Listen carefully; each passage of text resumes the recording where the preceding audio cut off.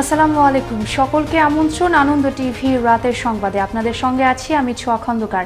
এই মুহূর্তে করোনা সংক্রমণ মোকাবেলা ও উগ্র সাম্প্রদায়িক গোষ্ঠীর অপতৎপরতা প্রতিরোধ করাই সরকারের চ্যালেঞ্জ বলে মন্তব্য করেছেন আওয়ামী লীগের সাধারণ সম্পাদক ওবায়দুল কাদের। বলেন, এই দুটি চ্যালেঞ্জ মোকাবেলার মধ্য দিয়ে সরকারি কাজে সুসমন্বয় এবং দলের ঐক্য আরও সুসংহত করা জরুরি হয়ে দাঁড়িয়েছে। মঙ্গলবার সকালে ওবায়দুল কাদের তার সরকারি বাসভবন থেকে ভিডিও কনফারেন্সে এক অনুষ্ঠানে যুক্ত হয়ে কথা বলেন। লকডাউন পরিস্থিতিতে সরকারি বেসরকারি সহ বিভিন্ন প্রতিষ্ঠানে কর্মরত ও জনসাধারণের যাতায়াতে দুর্ভোগের বিষয়গুলো বিবেচনায় নিয়ে গণপরিবহন চলাচলের অনুমতি দিল সরকার। তবে এক্ষেত্রে মানতে হবে কঠোর স্বাস্থ্যবিধি। এমনই শর্তে ৭ এপ্রিল থেকে দেশের সিটি কর্পোরেশন এলাকাগুলোতে চলবে গণপরিবহন। মঙ্গলবার বিকেলে কথা জানান আওয়ামী লীগের সাধারণ সম্পাদক এবং সড়ক পরিবহন ও সেতুমন্ত্রী ওবায়দুল কাদের। প্রধানমন্ত্রী দেশরত্ন শেখ হাসিনা গণপরিবহন চলাচলে বিষয়টি শর্ত প্রতিপালন সাপেক্ষে পুনর্বিবেচনা করে অনুমোদন দিয়েছেন।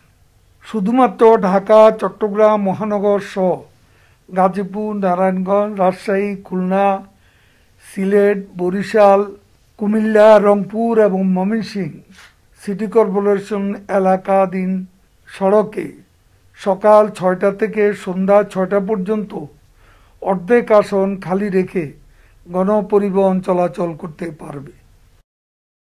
স্ত্রীকে নির্মম নির্যাতনের পর ফাঁসির দড়িতে ঝুলিয়ে রাখার অভিযোগে র্যাব সদস্য আশরাফুল ইসলামের দৃষ্টান্তমূলক শাস্তির দাবিতে মানববন্ধন ও বিক্ষোভ করল এলাকাবাসী ও নিহতের স্বজনরা। মঙ্গলবার সকালে রংপুরের মিঠা পুকুরের সরকারপাড়া গ্রামে কর্মসূচি পালন করেন তারা। রাজশাহী র্যাব ৫-এর কোয়ার্টারে থাকাকালীন অভিযুক্ত আশরাফুলের পরকীয়ার কথা জানতে পারে তার স্ত্রী। এতে শুরু হয় বাকবিতণ্ডা।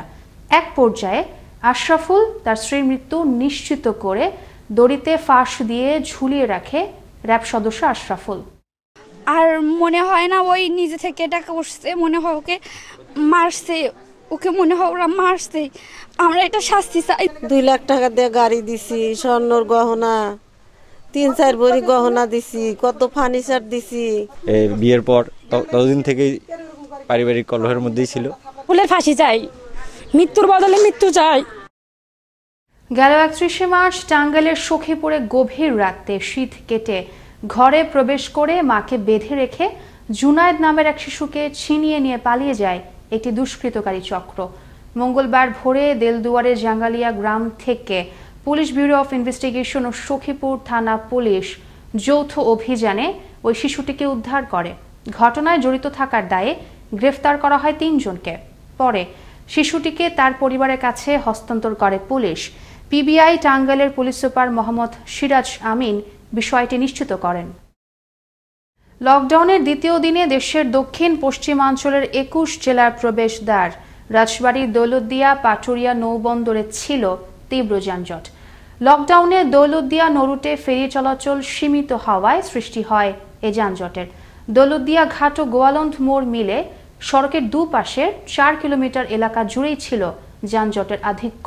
এদিকে সময় মতো পণ্য সরবরাহ করতে না পারলে লোকসানের কথা জানান পণ্য পরিবহনকারীরা।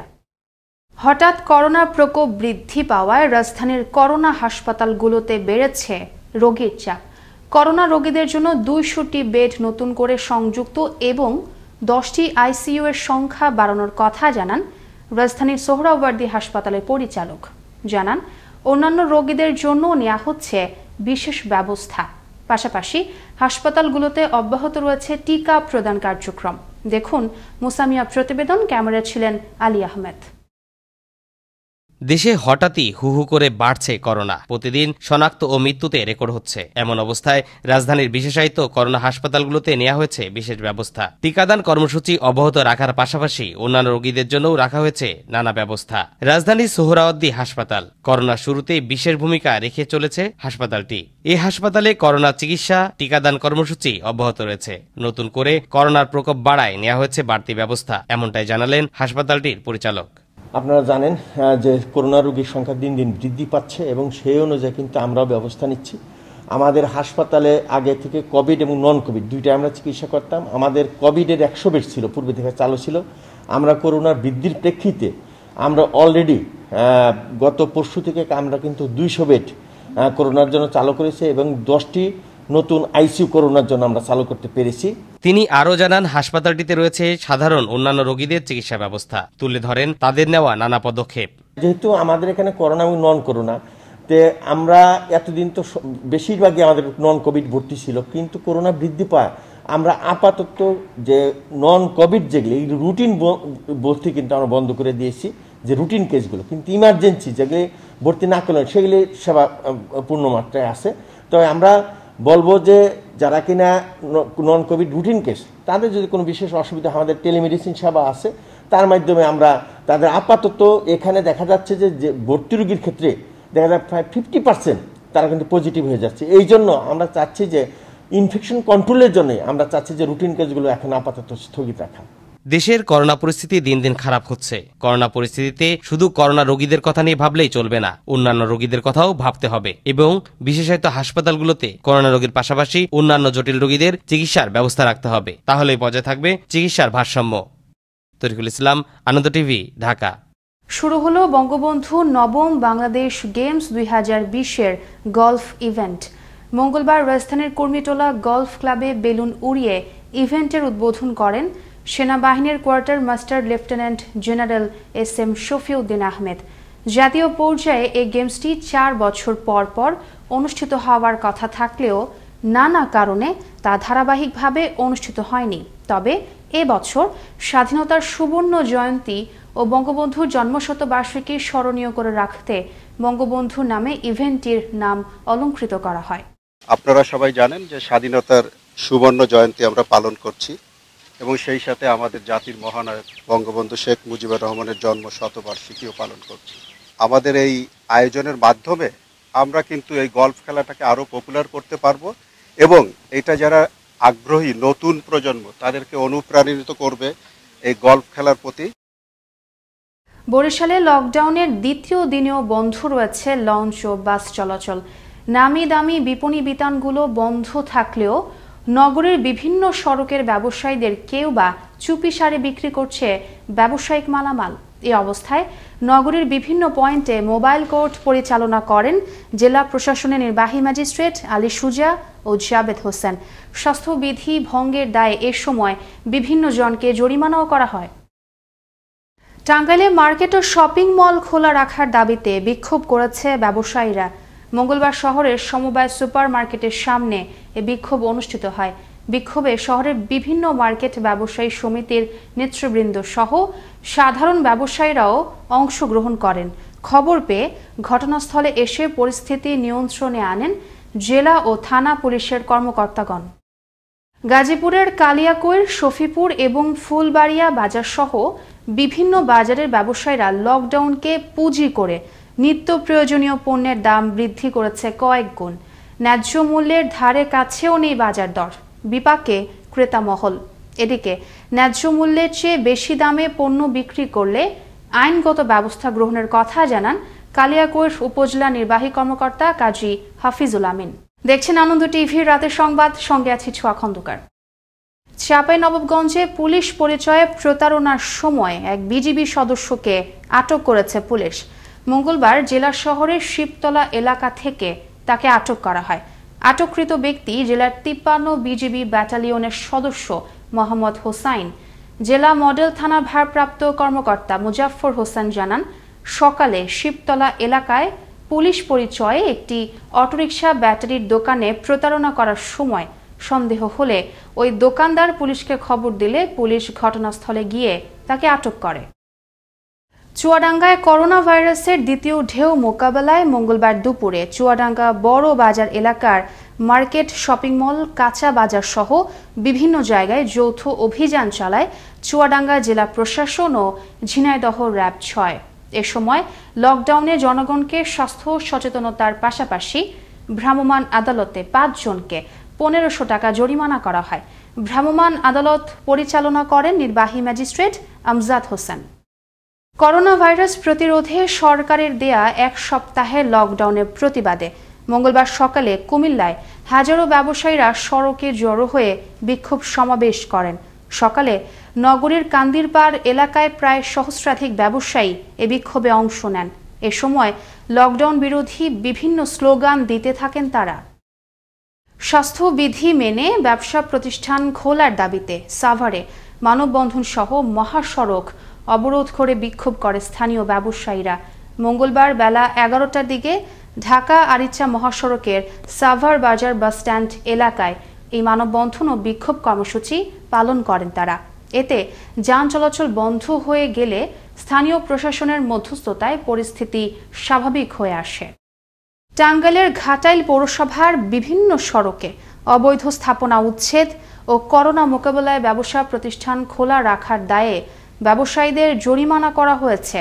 মঙ্গলবার দুপুরে পুলিশ সদস্যদের সহযোগিতায় অভিযান পরিচালনা করেন উপজেলা নির্বাহী ম্যাজিস্ট্রেট ও নির্বাহী অফিসার অঞ্জন কুমার সরকার।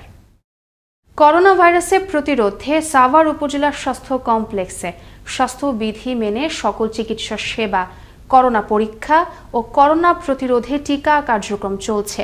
সাভার উপজেলা স্বাস্থ্য কমপ্লেক্সের স্বাস্থ্য ও পরিবার পরিকল্পনা কর্মকর্তা ডাক্তার সাইমুল হুদা আনন্দ টিভিকে জানান, সাভার উপজেলা স্বাস্থ্য কমপ্লেক্সে এ পর্যন্ত 43,000 করোনা প্রতিরোধে টিকা দেওয়া হয়েছে।